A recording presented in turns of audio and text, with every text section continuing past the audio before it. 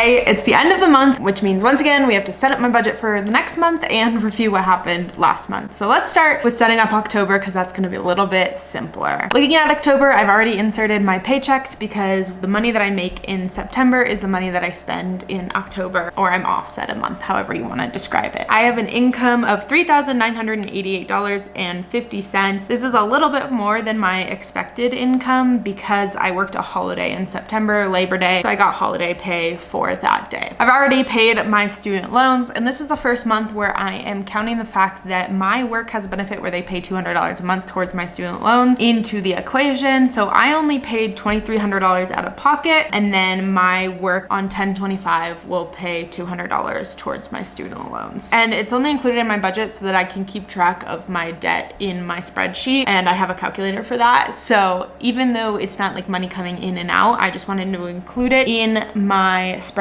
so that I could calculate the balances on my debt. So that's the only reason it's in there. Otherwise, like out of my pocket, I pay $2,300 a month towards my student loans. Other things that we need to budget for real quick that I will put on the first are, of course, my rent. I pay my boyfriend $900 a month, and then he puts that money towards the mortgage, gas, groceries, utilities, whatever shared expenses we have for living. I pay my own car insurance and phone bill, so we'll just plug that in. Otherwise, I have nothing yet to budget for the month of October. So let's talk about what happened in September, and boy, do I have some stories to tell you. September was a big spend month, and it's one that I'm not super excited about, but I had a few expenses. So running through a few of them. If you watched last month's video, you know that these first things that I have on 9/1 we already covered, but I did have to move some money around in savings, so I kind of kept an account for that, and then I paid all of my expenses. This month I had extra income, so I had $750 come in because I babysat for a friend's wedding, and then that weekend I spent in Boulder, so I had some expenses associated, including parking while I was there. They paid for my hotel room service and way overpaid me for babysitting. I didn't even ask to be reimbursed the $20 for parking, and then I spent $690 one day on coffee out. I like took the kid for a walk. This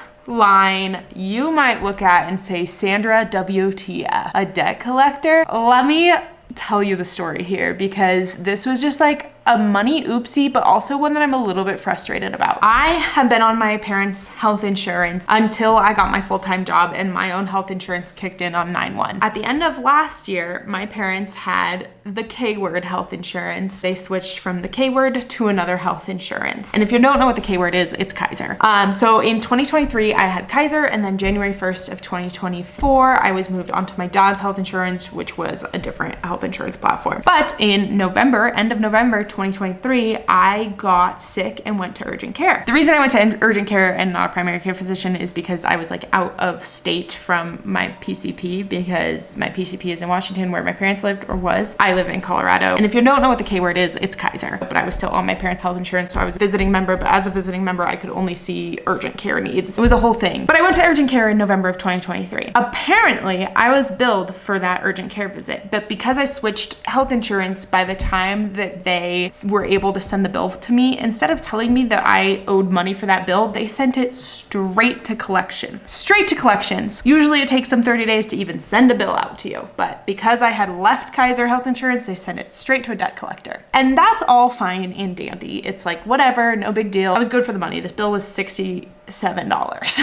But then starting in like probably March, I was getting texts from a debt collector saying you owe money. And I thought that these were scams. I don't carry debt. The only debt that I have is my student loans, and I don't technically owe on those until November. So I was like, there's no way that I have a debt. This is funny, haha, such a good scam. Now, mind you, I never got a letter from Kaiser. I never got a letter from these debt collectors. All I was getting was texts with a link. The vibes are scammy. Well, these texts kept coming probably once every other week, and I just kind of kept like deleting scam, not really ever reading them. One random day in early September, I got this bi-weekly text. It for some reason clicked in my brain that like I've been getting the same scam texts for what, 5 months now? And so I read the text thoroughly because it's like a paragraph. It's not like a quick thing. And the first thing that it leads with is click this link. But then later on in the text, it was like from Kaiser Permanente. And I was like, that's very niche that they would know that I had Kaiser insurance. So I was like, you know what? Let me just make sure that this isn't a scam. And so I called Kaiser and I was like, yo, Kaiser, what up? I keep getting these texts that I'm pretty sure are a scam that say I owe you money. I'm not a Kaiser person anymore. Like I shouldn't owe you money. And the lady on the phone, sure enough, said, yeah, you had an outstanding balance and we just sent it to collections. And if you're wondering, I did ask the lovely lady if Kaiser ever tried to communicate with me, and she said, and I quote directly, we have no record of attempting to reach you about this bill. No record, and they sent it to collections. Part of the reason that I thought it was a scam was because I did like double check my credit at one point, my like FICO, to see if I had any like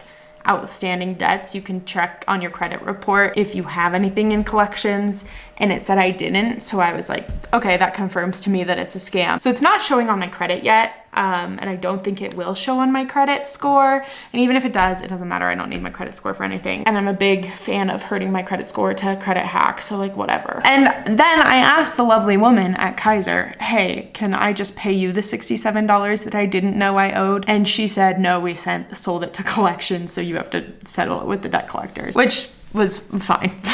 If you're not familiar with how debt collection works, I'm not either, but after a quick Google search and conversation with my mom, the original place that's sending whatever to collections sells the bill to collections likely at a lower amount than the bill is actually worth. So like they probably sold it to collections for $30. So this allows you to usually negotiate with your debt collector to pay sometimes even less than what you owed in the first place. When I called the debt collector, I said, I know from Kaiser that the bill is $67 and I'm happy to settle for that. They wanted to charge me $68.30. I told the woman on the phone it was the principle of it all. I will pay $67 right now, but I'm not paying a dime more than that. And she was like, yeah, we can do that, whatever. So I probably could have negotiated that one down a little bit more, but I also did receive the healthcare and I would have paid Kaiser that money. So bummer on Kaiser because they sold it for less. That's my story of my first and hopefully only encounter with debt collectors. Other things I blew money on this month was I got pizza with a friend. I reloaded my Starbucks card. This is one thing that I do because I don't want to overspend the money. So I give myself $50 every couple months to spend on Starbucks. And I actually bought Starbucks for like Jake's whole family on a little outing. And so I had to reload it and I was just like, F it, I'll reload at this month. I know that keeping money in gift cards accounts like that is bad, but it does limit my sweet treatability because I only give myself that money every few months and then I have to buy it through there. So that's kind of how I handle that. I did blow $20 on a budget template that I thought was $2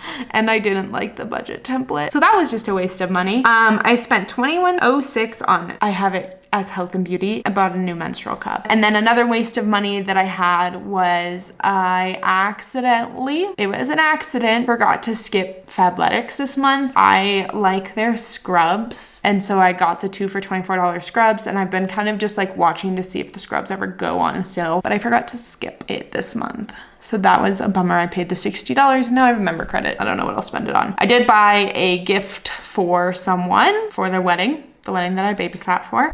Jake paid me $340 for the flight to New Orleans that I talked about last month. And then our ski pass bill hit. So from my sinking fund, I spent $340. So kind of a big spend month. I definitely overspent, but I got lucky with the $750 of income extra. And then I have the money that Jake sent me kind of filtered in. So I had almost $1,000 or that came in the door in addition. My want spend was $400 over budget, which we simply cannot afford. Can't do that. October will be a lower spend month. I do have a little bit of travel. We're going to New Orleans to see Taylor Swift, and then I'm going to Seattle for my brother's baby shower. New Orleans is only a 24-hour trip, so how much can you really spend in 24 hours? And then my brother's baby shower is with family and also at his house. And Seattle is a city that I've been to many, many times, so it's not like I'll be out touristing. We'll be pretty local. To be honest, my parents won't let me buy anything. But hoping to keep expenses low and investments high. That's my September spend and October budget. Thanks for tagging along for this little reset. I think financial transparency is super important, both in terms of education and also understanding my behind the scenes with what I prioritize and what I don't prioritize, so that you can kind of get a picture of what it's really like, and maybe it'll help you be motivated to budget. Don't forget to subscribe. It supports my channel. Like this video, all the things. Hopefully we have no unexpected debt collection experiences. Good luck. Crush the month. I'll see you next week.